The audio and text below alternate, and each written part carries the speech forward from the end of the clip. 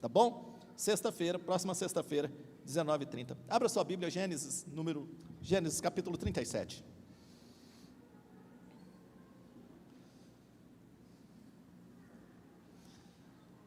Hoje pela manhã, nós começamos a falar sobre família e usando o texto de José.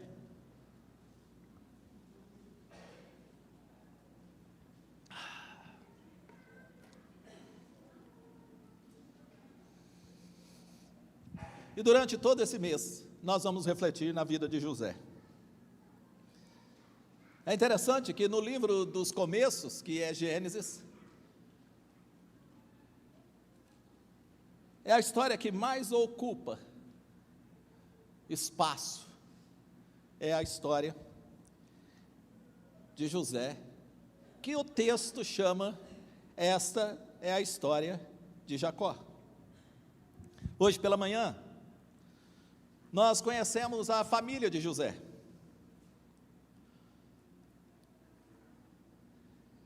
José é filho de Jacó.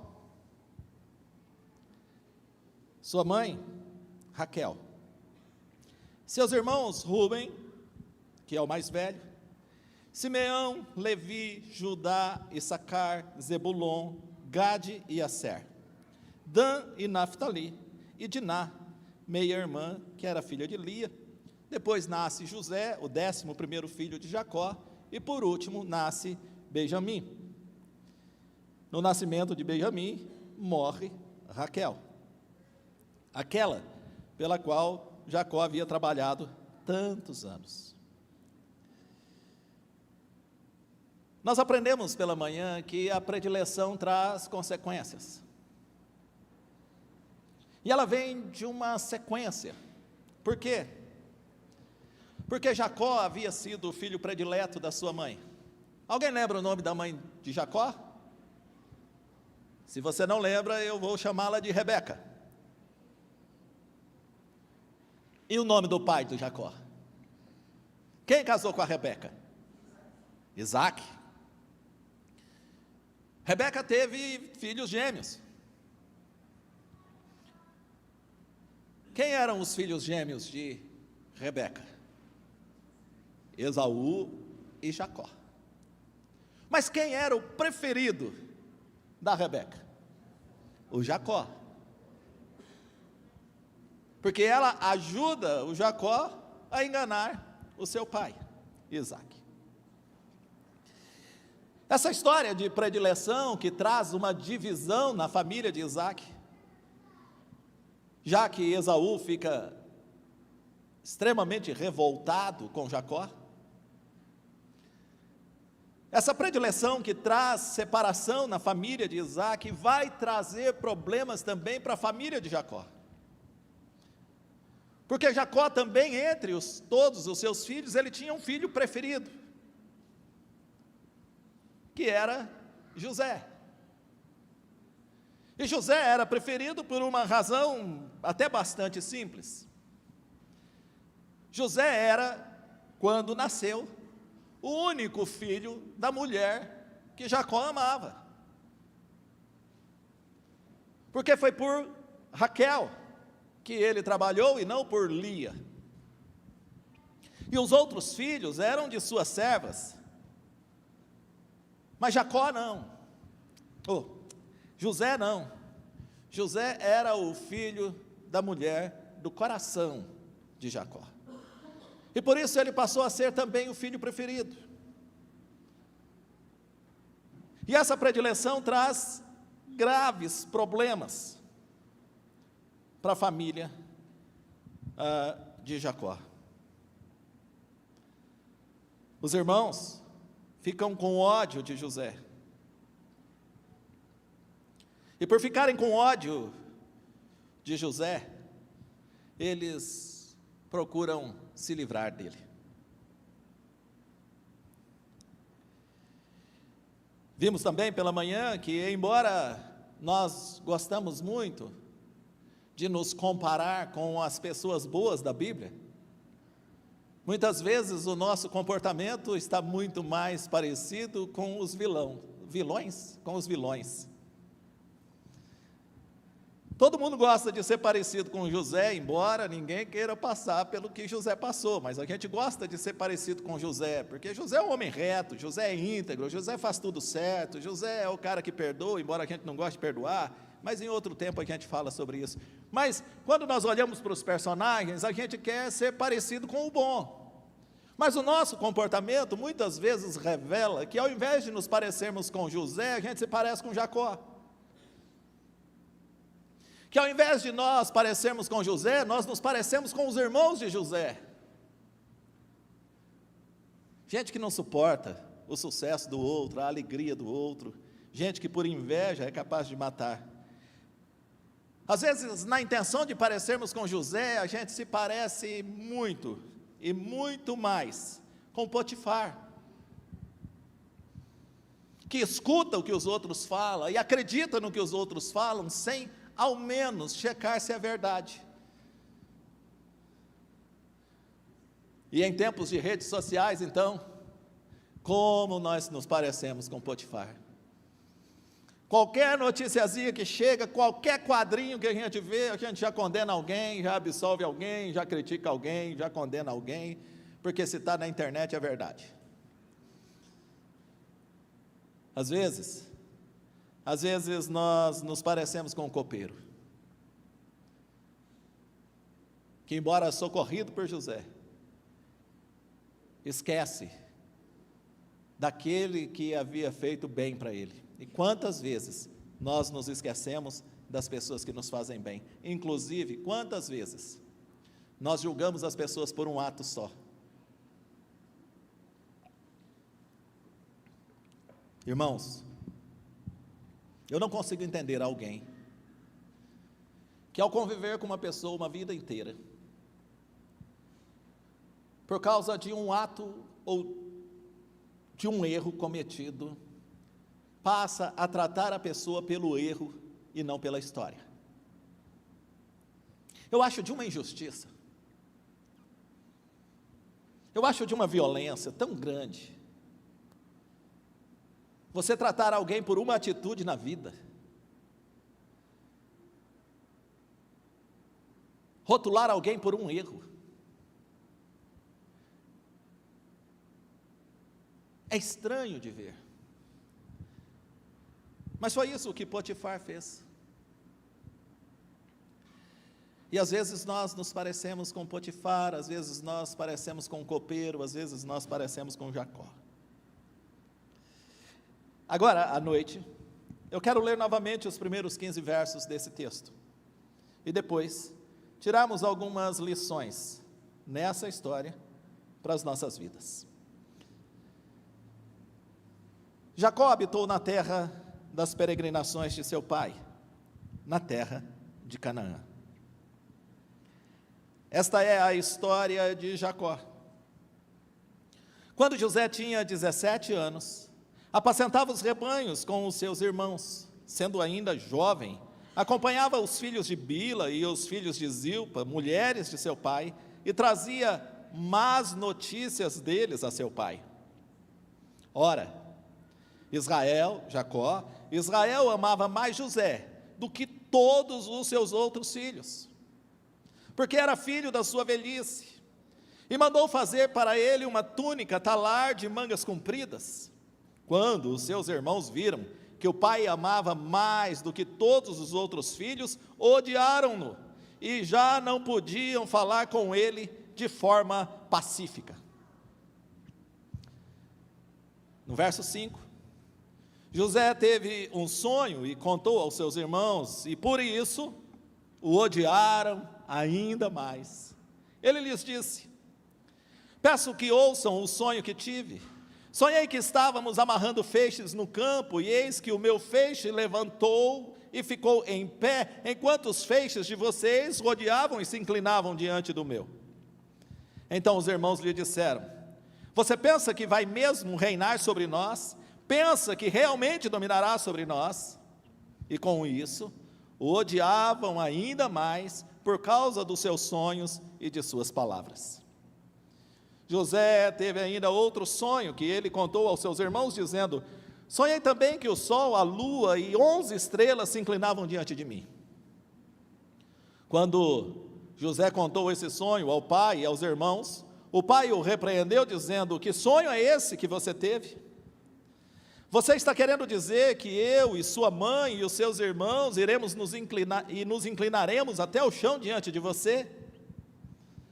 Os irmãos tinham inveja dele. Olha o pai. O pai, no entanto, guardou aquilo no coração. Aqui é o Jacó copiando o José, ou José, marido de Maria, copiando o Jacó. Ao invés de se estribuchar e sair gritando, guardou no coração. Vamos ver o que vai acontecer. Vamos ver o que vai acontecer. Como os irmãos foram apacentar o rebanho do pai em Siquém, Israel perguntou a José: os seus irmãos não estão apacentando o rebanho em Siquém? Venha, pois, vou mandar você até eles. José respondeu: eis-me aqui.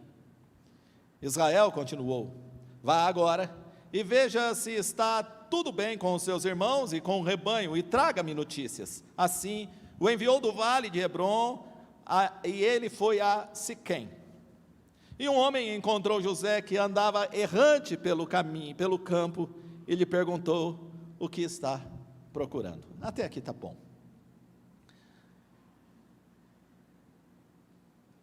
Antes de irmos para as lições no texto, eu queria chamar a sua atenção para essa atitude de Jacó, agora Israel. É que ela não está anotada aqui nas lições, e eu queria acrescentá-la. Como é que você se comporta diante das notícias?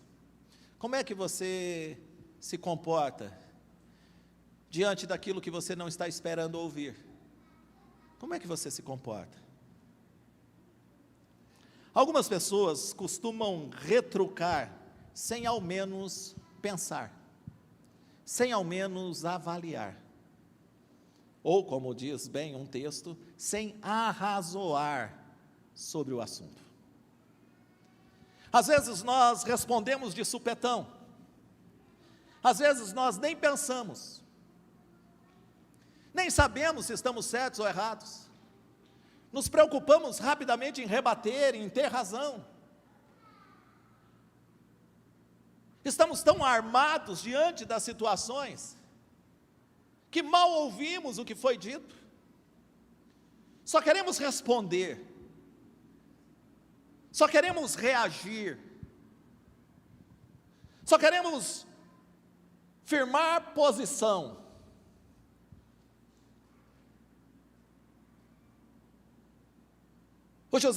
O Jacó diz para o José: José, você está dizendo que a gente vai se prostrar diante de você? José podia ter respondido: não estou dizendo, eu só sonhei. Os irmãos, de imediato, alimentam o ódio. Como eu e você, muitas vezes, de imediato, alimentamos a raiva. Agimos como fera ferida. A Bíblia diz que o Jacó, agora Israel, guarda aquela informação no coração. Como quem avalia uma profecia. A Bíblia diz que nós não devemos receber de cara ou rejeitar de cara uma profecia. A Bíblia diz: ouve e aguarda. Se for de Deus, se cumprirá. Se não for de Deus, cairá por terra. Se você prestar atenção, foi justamente isso que Israel fez. Lá no futuro, 13 anos depois daquele dia, Jacó vai ver se cumprir aquilo que José havia falado. Calma o teu coração, freia a tua língua, sufoca essa necessidade de responder imediatamente. Se livra um pouco dessa vaidade, desse orgulho de ter que ter razão e prevalecer sempre na discussão. Tem coisas que nós só devemos ouvir e esperar. Amém? Muitas discussões na sua casa. Muitas discussões com seus filhos, muitas discussões com seus pais. Se encerrarão na hora. Quando nós aprendermos a ouvir e esperarmos para ver o que vai acontecer. Amém? Às vezes nós temos pressa em dizer que o outro está errado. Mas o outro está errado segundo a sua experiência. A gente não sabe o que vai ser. Então calma. Calma e procure sempre a paz no seu lar. Lições que aprendemos nesse texto que nós lemos.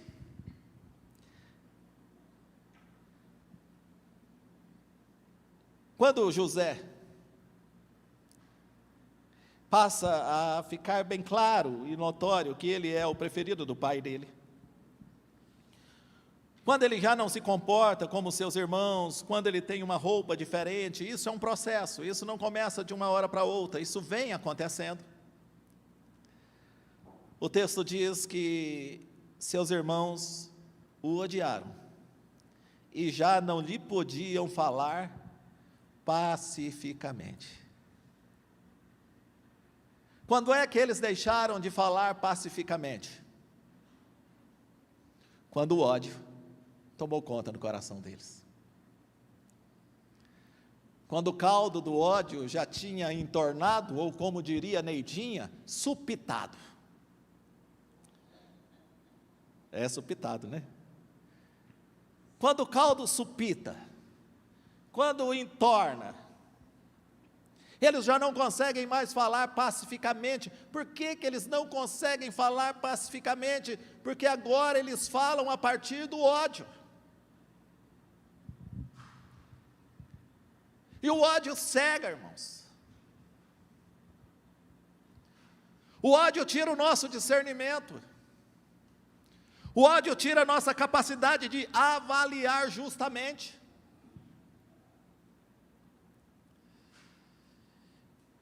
E às vezes é necessário nós avaliarmos porque é que na nossa casa a conversa tem deixado de ser pacífica. Por que que num determinado momento tudo na sua casa vira discussão? Por que que aquela conversa racional já não é mais tão racional assim? Por que que o tom de voz começou a aumentar?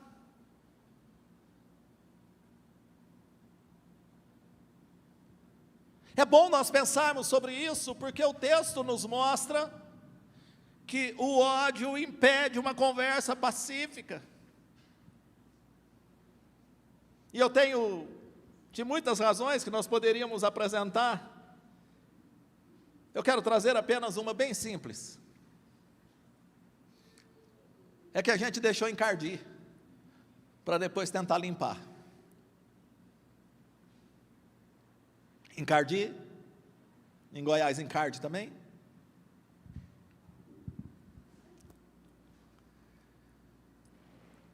A gente vai deixando as coisas piorarem muito. A gente vai guardando um monte de coisa. A gente vai se magoando e guardando, se magoando e guardando, se magoando e guardando. Até que um dia, tudo que sai dos nossos lábios são mágoas. Não há nada mais de pacífico em nós, porque o que havia de pacífico em nós foi destruído, foi corroído, pela quantidade de coisas que nós fomos guardando e acumulando, e aquilo vai encardindo de um jeito, irmãos, que já não sai mais com um banho de água que é me perdoa. Às vezes um pedido de perdão, diante de algo tão encardido, é só uma aguinha que joga por cima. A gente demora demais para resolver os problemas. A gente cultua demais, alimenta demais problemas, e a hora que você vai resolver já é difícil.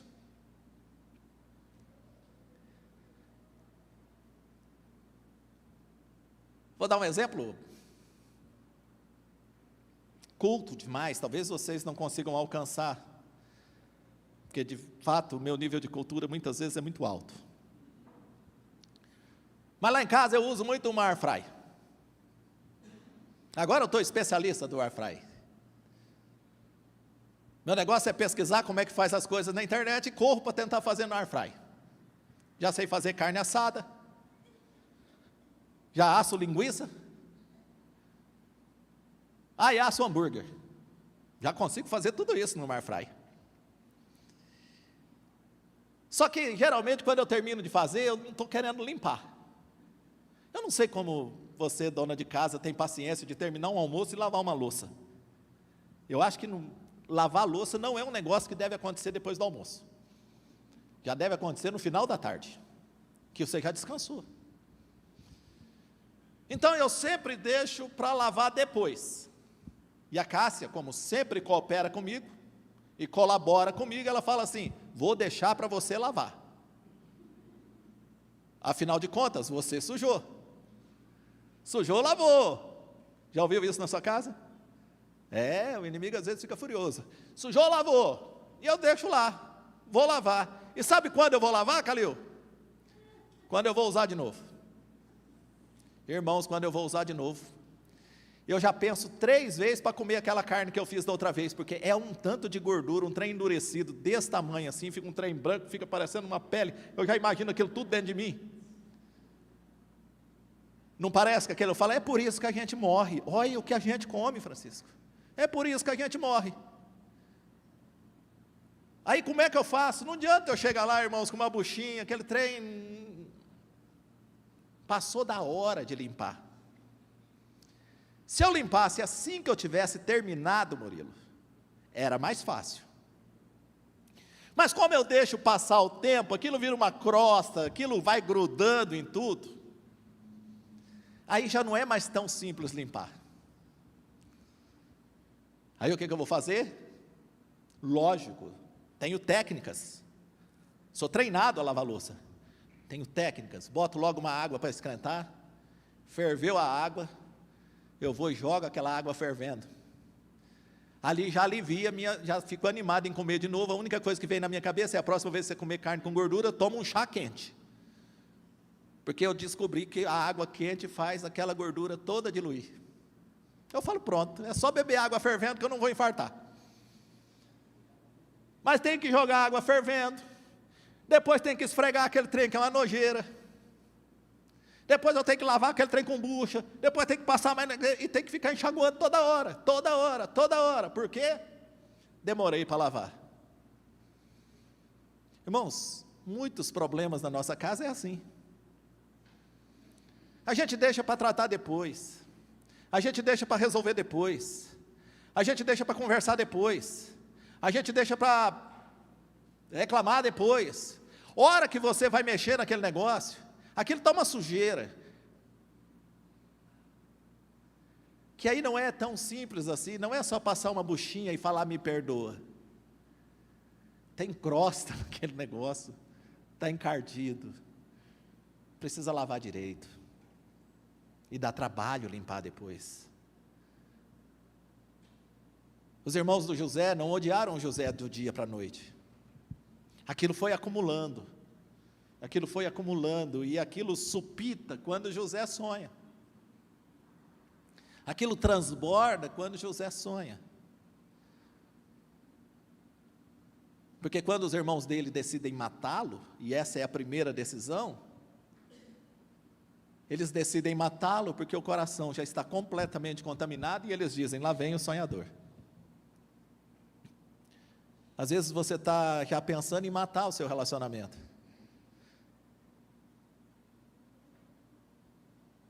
mas dá tempo de limpar, dá tempo de curar. Agora dói mais, mas é possível. Então preste atenção, se você não foi deixando muita coisa acumular, e agora você já não conversa mais, você discute, você já não conversa mais, você reclama. Sabe quando os irmãos da igreja vão deixando de gostar do pastor? Quando eles começam a reclamar da pregação, reclama do tempo, reclama do jeito, reclama da roupa, reclama... Não, o problema já não é mais a pregação, o tempo, nem a roupa, o problema é que você deixou o seu coração encardir. Um dia eu não falei boa noite para você, ou um dia eu falei alguma coisa que você não gostou, ou um dia eu falei uma verdade que serviu para você, mas você não aceita, porque você já está incutido de uma coisa e não quer mudar de jeito nenhum. Aí você guardou aquilo no coração. Aí um dia alguém falou outra coisa do pastor e você guardou no teu coração. Aí chega uma hora que você não aguenta nem me ouvir direito, porque tudo que eu falo você acha que está errado. Sinto informar-lhe, errado está você. É você quem está errado. Porque podia ter tratado lá no começo, podia ter reclamado lá no começo. O Magrão eu não falo nunca do Magrão, que é para não contaminar o coração do Magrão. Aí o Magrão um dia estava bravo, porque toda vez eu uso o Magrão de exemplo, que é meu amigo de adolescência, porque a gente fazia arte junto, essas coisas todas. A gente fazia arte porque a gente pintava quadro, nunca muro. Aí eu vi o Magrão estava ficando irritado, Francisco, falando assim, mas o Fabiano só me usa de exemplo, por que ele não fala da vida dele, fica só falando da minha? Eu falei, olha que coisa boa, arrumei um caminho para tratar o Magrão, nunca mais parei de falar dele. Aí, ó, agora sorri, vai chegar lá e vai falar, Flávia, falou de mim hoje, Flávia, que alegria, o pastor lembrou de mim. É igual o Matos, se eu passar um mês sem falar do Matos, o Matos deprime. Então, escuta, a gente precisa tratar das coisas no começo, irmãos. E outra coisa, deixa eu te falar uma coisa e presta bastante atenção, não há espiritualidade na raiva, no ódio, no rancor, não há nada de espiritual nisso. Às vezes você se julga espiritual odiando os outros, às vezes você se julga espiritual com raiva dos outros, às vezes você se julga espiritual ofendendo os outros, não há absolutamente nada de espiritualidade nisso, isso é carnalidade pura, quando não é coisa do diabo. Por isso a gente precisa tratar as coisas do início, do começo. E é por isso que a família de Jacó começa a ruir. Porque o ódio toma conta do coração deles a ponto de não conseguirem mais conversar pacificamente. Segundo, qual é a dificuldade que nós temos com o sonho dos outros? Qual é a dificuldade que você tem com os sonhos dos teus filhos? Aos pais. Por que cargas d'água nós botamos na nossa cabeça que os nossos filhos têm que sonhar os sonhos que nós queremos?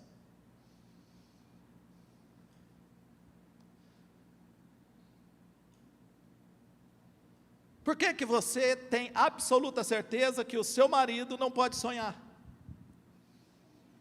Ou que a sua esposa não possa ter sonhos? Ah, mas nós casamos, agora o nosso sonho tem que ser igual. Irmãos, não existe sonho igual. Embora a gente durma junto, a gente não sonha a mesma coisa. O que acontece é que nós, por amor, aceitamos o sonho do outro. E dentro da nossa possibilidade, Abílio, a gente tenta ajudar o outro a realizar o sonho e não matar o sonho dos outros. A gente não vive para matar o sonho da esposa, do marido, dos filhos, dos pais. Tem filho que mata o sonho do pai, que mata o sonho da mãe. Que a mãe, você já cresceu, você agora é adulta, e a sua mãe compartilha um sonho com você, e você fala, mas você não tem mais idade para isso. Mas está fora do tempo. O que é fora do tempo, irmãos? O que é fora do tempo? Fora do tempo é a tua fala, quando você tenta matar o sonho de alguém. Essa é fora do tempo. Quando o seu marido chega feliz, alegre, contando para você um projeto, um sonho, um plano. E a primeira coisa que você faz é dizer para ele não. Mas por que não? Será que nós não temos sabedoria o suficiente para ouvirmos o sonho e falar, vamos orar por isso? Porque Deus realiza sonhos, então vamos orar por isso. Se é projeto de Deus para a sua vida, nós vamos orar. Agora não. A gente, além de não ouvir o sonho do outro, de não permitir o sonho do outro, a gente ainda mata o sonho do outro, como se o outro não pudesse sonhar.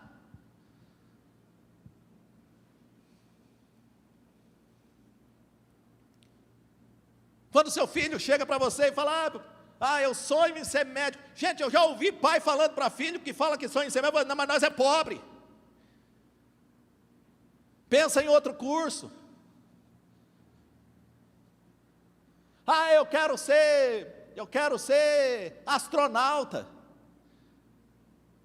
Irmão, deixa o menino ser astronauta. Fala, vai ser astronauta, vai estudar para ser astronauta. Eu nem sei o que estuda para ser astronauta, mas vai estudar para ser astronauta. Entra na Estácio. Mas deve ter curso de astronauta na Estácio, tem curso para tudo. Mas e depois? Não, irmão, pode deixar que a gente vai descobrindo sozinho às vezes, que tem algumas coisas que a gente não tem aptidão.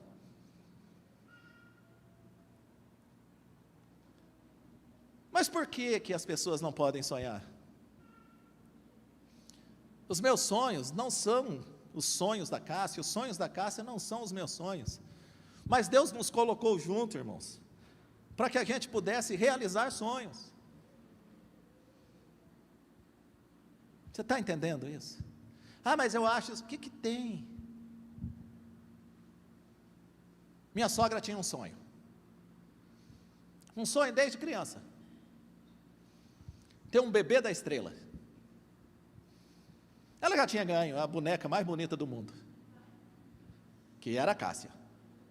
Ela tinha tentado em outras duas bonecas, não tinha dado muito certo, mas depois veio a Cássia, a realização da bonequez. Que coisa linda. Mas não era um bebê da estrela, né? Mas a minha sogra tinha um sonho de ter um bebê da estrela, só que a minha sogra já tinha bem mais de 50 anos, mais ou menos isso, um pouco mais, mais de 50 anos. O que às vezes você, de coração duro, porque esse às vezes é o nosso problema, coração endurecido, frustrado com a vida, decepcionado com a própria vida, mal amado, amargurado, faria? Não, brinquedo para gente de idade, isso é absurdo. É um absurdo para você, que às vezes teve todas as bonecas que queria, mas para ela que sonhou em ter uma boneca dessa e nunca teve, e que brincava com boneca feita de espiga, aquilo era algo significativo. Quem já brincou aí com boneca feita de espiga de milho, essas coisas tudo aqui, Neidinha não só brincava, eu acredito, a Sandra era perigoso, que a boneca da Neidinha andava e falava. Não, que a Neidinha é dessas brutas, que pega para fazer um trem, mas então, só que aí, minha sogra também havia brincado com isso. Mas desde criança, e aí quem tem muita gente na família, Júlio? O Júlio e a Nayara com 4 crianças. Os mais velhos começam a ajudar a cuidar dos mais novos. Não é assim? Os mais velhos vão ficando mais responsáveis, vai cuidando dos mais novos. Então, boa parte da infância da minha sogra se transforma agora em cuidar dos irmãos. Porque a mãe não para de ter filho. E os mais velhos cuidam dos mais novos. Quem é de família numerosa sabe disso. Quem é que é de família numerosa? Não é? Os mais velhos começam a ser responsáveis. É tão responsável que os irmãos mais novos da minha sogra chamam ela de tia. Nem consideram ela irmã, é tia. E pede benção ainda. Eu acho também, porque minha sogra é meio ruim, se não pedir benção, eu acho que ela batia nas crianças, mas não vem ao caso. Ela sonhava em ter uma boneca, irmãos. Um dia, as filhas juntaram, sabendo do sonho da mãe, compraram uma boneca, um bebê da Estrela para ela. Na realidade, quase mataram a senhora. Se arrependeram a hora que entregaram, porque quase mataram minha sogra do coração. A hora que ela abriu e viu que era uma boneca, um bebê da Estrela, em pé ela estava, sentada ela ficou, mas desceu de uma vez e num choro convulsivo. Era um sonho, gente. E você pode pensar, isso é uma bobeira, mas a gente precisa aprender a respeitar os sonhos dos outros, porque às vezes o que é bobeira para você é muito importante para o outro. Às vezes o seu marido tem um sonho e você fica falando, é bobeira, é bobeira, é bobeira. É bobeira? Deixa realizar então. Por que você atrapalha? Por que você impede? Às vezes seus pais têm um sonho, seus filhos têm um sonho. O que custa para você ajudar a realizar? Eu estou empenhado agora, quero levar meu pai no Itaquera, para nós ver o Corinthians. O problema é que o nosso sonho é muito grande, é meio coletivo. Porque o Gabriel sonha, eu sonho e meu pai sonha, já é 3 ingressos. Já é 3 na viagem. Mas você fala assim, credo pastor, um pastor tem sonho de ver um jogo? Irmão, você tem sonho de ver irmão morto? O que tem um pastor ter sonho de ver um jogo? Você tem sonho de ver presidente morto? Você tem sonho de ver um tanto de gente morta aí? Ou que você já matou na sua vida, que não faz parte da sua vida, já arrancou do teu coração? O meu sonho é simplesinho perto do seu. Permita que as pessoas sonhem. E cultive sonho na sua casa, irmãos, cultive sonho na sua casa. Ainda é tempo de sonhar. Ainda é tempo de sonhar, sonhem, tenham um plano, sonhem em fazer alguma coisa. Leva o Renato lá em Orizona, Sandra. O sonho do Renato deve ser em Orizona, porque está difícil de realizar o sonho do Renato, porque o sonho do Renato é não sair de casa. Terceiro, só abrindo um parêntese, você já viu como é engraçado que a gente acha que a gente deve realizar os sonhos da gente, mas a gente acha que os outros não precisam?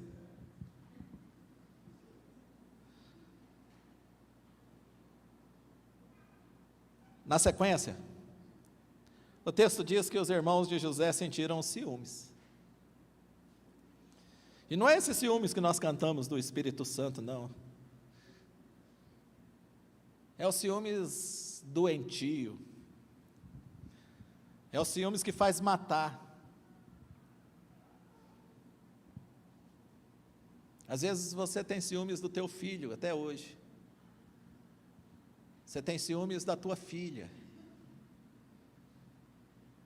Tem mãe que se deixasse competia com a nora. Tem mãe que se deixasse, pegava o filho para ela e deixava a nora de lado. Tem pai que, se pudesse, dava um couro no genro e ficava com a filha para ele.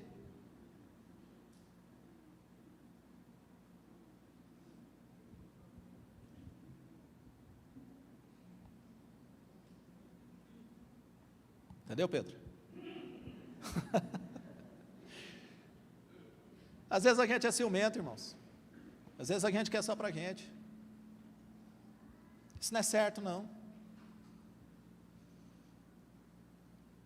E a gente tem que lutar com isso todos os dias. Você tem ciúmes de quem? Eu tenho ciúmes do meu marido. Se não for meu, não vai ser de ninguém. Ô frase infeliz e diabólica, se não for meu, não vai ser de ninguém. Isso é amor? Isso é amor, irmãos? Tem homem que chama de amor dizendo assim, se ela não for minha, não vai ser de ninguém. Você é um tonto, endiabrado, adoecido. Você precisa de psicólogo, psiquiatra e remédio.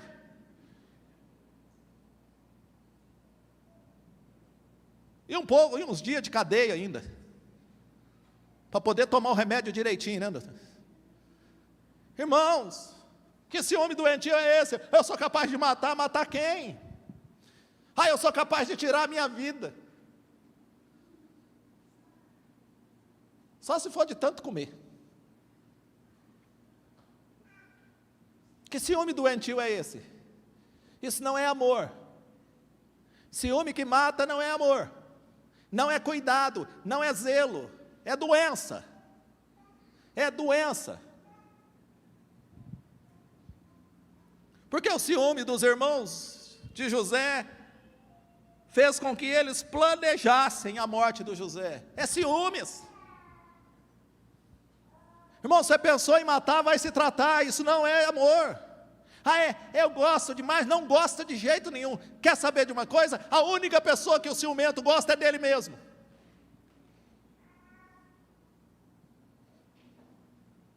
Ele tem medo de perder, não é porque ama o outro, ele tem medo de perder porque ele não suporta sofrer. E por isso ele mata. E a gente não pode romantizar esse tipo de coisa, irmãos. Porque é romantizando esse tipo de coisas que o Brasil vive essa crise enorme, de gente matando o outro em nome do amor. Em nome do amor a gente não mata.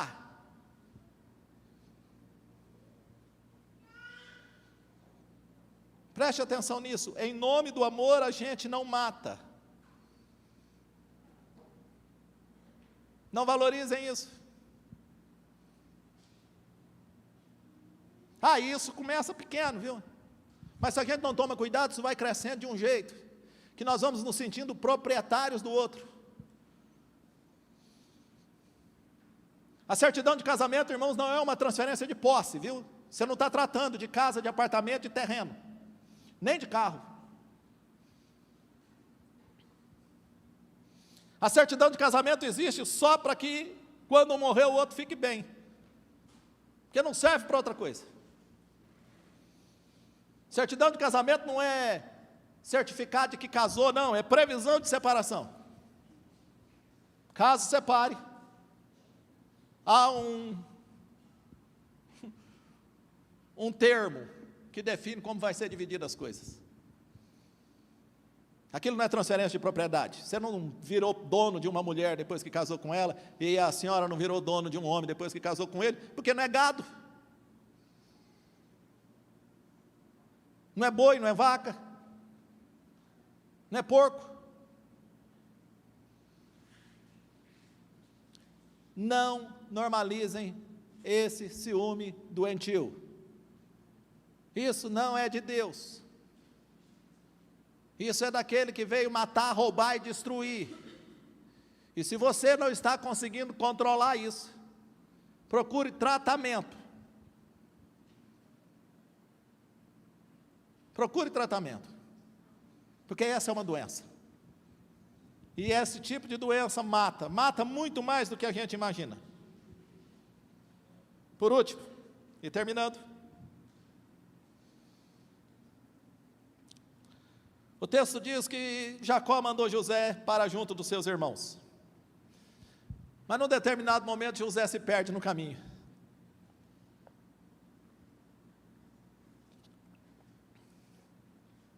Olha que coisa interessante, irmãos. Há bem que vem para males. É assim o ditado? Há bem que vem para males. Mas no caso do José, há bem que vem para males, para depois males que vem para bem. Gente, é impressionante. Cacá, você viu de lá que meu nariz está sujo? Olha, meu Deus do céu, que mulher observadora. Então você estava coçando o seu. Não sabia. Sou tão ligado em você que tudo que você faz transmite uma mensagem para mim, meu amor.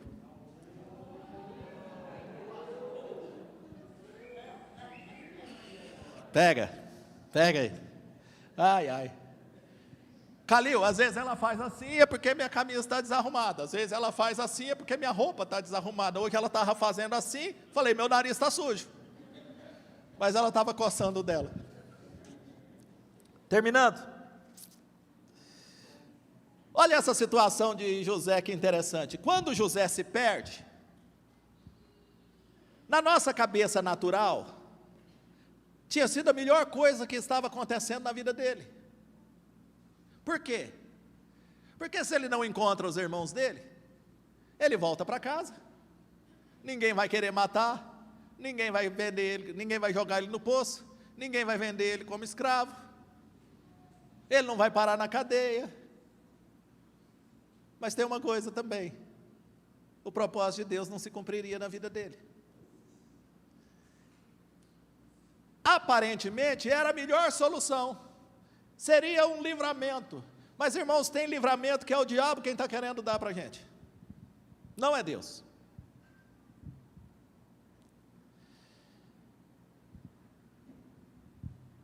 Não existe livramento quando o resultado tira a gente do propósito de Deus. Está sossegado, Nayara? Está aqui, está inteiro ainda, a cara meio ralada, só de um lado, mas está tudo bem. Aí, ó, que belezinha desse. Esse já é manauara, não? Ou é Porto Velhense ainda?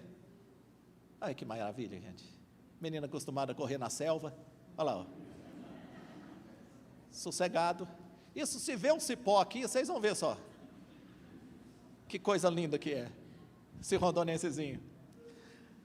Não existe livramento quando o resultado é tirar a gente do propósito. Irmãos, não existe coisa boa se vai nos afastar de Deus, por melhor que seja. Você está entendendo?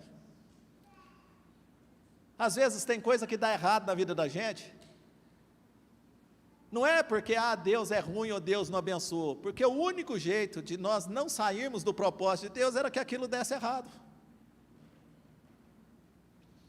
No caminho, José até se perde,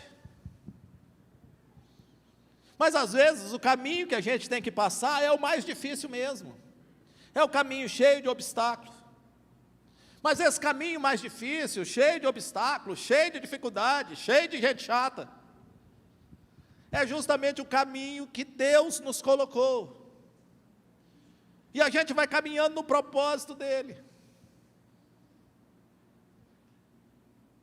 Quando um homem aparece e mostra para José que o caminho que ele está é o caminho errado, e coloca ele no caminho certo, sabe para qual caminho aquele homem estava mandando José? Para o caminho do poço, para o caminho da escravidão, para o caminho da frustração, para o caminho do abandono, para o caminho da cadeia. É esse o caminho.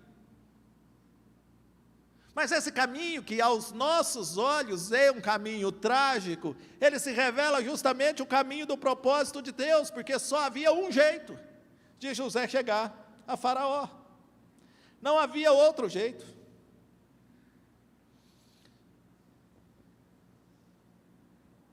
Às vezes nós estamos nos questionando a respeito dos caminhos que Deus tem nos colocado. Mas irmãos, não se questione a respeito dos caminhos que Deus tem te colocado, se questione se essa é a vontade de Deus para a sua vida. Não fique questionando com Deus que é ruim ou que é bom, questione apenas se esse é o propósito de Deus para a sua vida. Eu termino um dos textos que escrevi sobre José dizendo: hoje, não se assuste com as dificuldades do caminho. Melhor é enfrentar lutas no caminho certo, do que trilhar o caminho tranquilo da perdição eterna. Melhor é enfrentar as dificuldades, o peso, a barreira, as pancadas do caminho certo, do que trilhar facilmente, contente e saltitante, para o caminho que nos leva para longe de Deus. Na realidade, irmãos, não é qual o melhor caminho, é qual é a vontade de Deus para mim e para você. E a vontade de Deus para mim e para você é que, não obstante as tempestades, as dificuldades, as lutas, as dores, que eu e você estejamos sempre caminhando em direção a Cristo. Como disse o apóstolo Paulo: esquecendo-me das coisas que para trás ficam, eu sigo adiante, em direção ao alvo, que é Cristo. É o caminho mais difícil, muitas vezes, louvado seja Deus. É um caminho de dores, louvado seja Deus. Eu sofro derrotas nesse caminho, louvado seja Deus. Eu vou chorar nesse caminho, louvado seja Deus. O que eu e você devemos fazer é que apesar das dificuldades do caminho, apesar de combatermos muitos combates, o nosso desafio é completarmos a carreira e guardar a fé que temos em nosso Senhor Jesus Cristo, porque somos salvos pela graça, mediante a fé, que eu e você possamos preservar essa fé em Cristo, que você esteja firme em Cristo, para que você possa dizer, ainda que eu ande pelo vale da sombra da morte, não temerei mal algum, porque o Senhor está comigo. Cristo em nós é a esperança que temos da glória. Hoje, na sua casa, busque a Jesus. Nos seus problemas, busque a Jesus. Nas suas dores, busque a Jesus. Nas suas ansiedades, nos seus desesperos, busque a Jesus. Busque a Jesus. Ele é o caminho. Ele é o caminho para nós.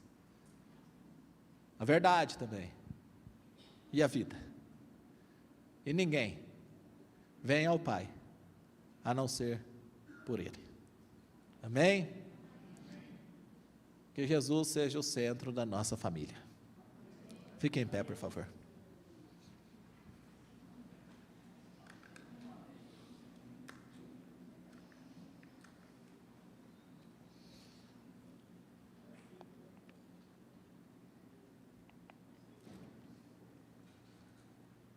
Furquinho hoje arrumou um jeito de não dormir e veio sentar aqui na frente. A Furquinho mais antiga, né? Porque a Furquinho mais nova estava ali acordada. Queridos irmãos, olha que maravilha. Temos Jesus. Temos Jesus. Eu não sei o que você precisa nessa noite, mas eu tenho uma boa notícia para você. Nós temos Jesus. E isso faz toda a diferença. Feche seus olhos, curve a sua cabeça. Pai querido, muito obrigado pela Tua palavra. Que a nossa família seja alcançada pela Tua palavra. Que esta palavra faça sentido. Que a gente possa perceber se o ódio não tem tomado conta do nosso coração. E por isso não conseguimos mais dialogar em paz. Que a gente possa perceber se os ciúmes não têm nos cegado. Que a gente possa perceber também que o Teu Espírito nos revele se nós não estamos andando por um bom caminho que nos leva à perdição. O desejo do nosso coração nessa noite é que o Senhor abençoe a nossa casa, é que o Senhor abençoe os nossos sonhos, os nossos projetos, é que o Senhor abençoe o nosso lar. E que todos os dias, ao acordarmos, Teu Espírito Santo possa ministrar ao nosso coração. Você não está sozinho, o Senhor está aqui. O Senhor está aqui. O Senhor está aqui. No dia do choro, o Senhor está aqui. No dia da tristeza, o Senhor está aqui. Quando o meu coração corre, o Senhor está aqui. Quando a minha mente se perde em muitos pensamentos, dezenas, centenas de pensamentos ao mesmo tempo, o Senhor está aqui. Quando o medo tenta invadir a minha mente, a minha alma, o Senhor está aqui. Quando eu me perco, o Senhor está aqui. Quando eu não me reconheço, o Senhor está aqui. Quando a única vontade que eu tenho é de chorar, o Senhor está aqui. Quando o meu coração se alegra e eu quero cantar louvores ao Senhor, o Senhor está aqui. Nas minhas festas, o Senhor está. No meu luto, o Senhor está. O Senhor está aqui. Que o Teu Espírito Santo ministre ao coração de cada um de nós a Tua doce e poderosa presença. Em nome de Jesus.